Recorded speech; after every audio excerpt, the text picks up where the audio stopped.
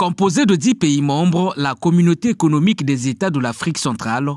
reste sur sa détermination d'œuvrer en faveur du processus de paix et de stabilité dans les zones où l'urgence s'impose. La 21e session ordinaire de la conférence des chefs d'État et de gouvernement, tenue ce 25 juillet en République démocratique du Congo, a constitué un moment important de tableau entre autres sur la transition tchadienne et la situation sécuritaire à l'est de la RDC. S'agissant de la transition politique en République du Tchad, la conférence se félicite de ce qu'en dépit de défis multiples, le processus de transition dans cet État membre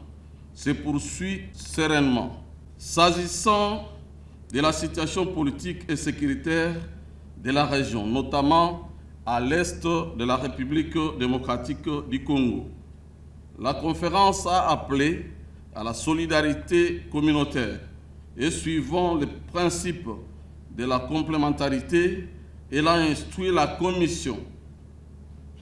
d'adhérer à la feuille de route du Luanda relative à la cessation des hostilités par les groupes rebelles M23 et son retrait immédiat des positions actuellement occupées, conformément au communiqué final du mini-sommet de Nairobi. À cette rencontre ayant connu la participation de nombreux chefs d'État, le Congo a été représenté par le Premier ministre Anatole Koliné Makosso,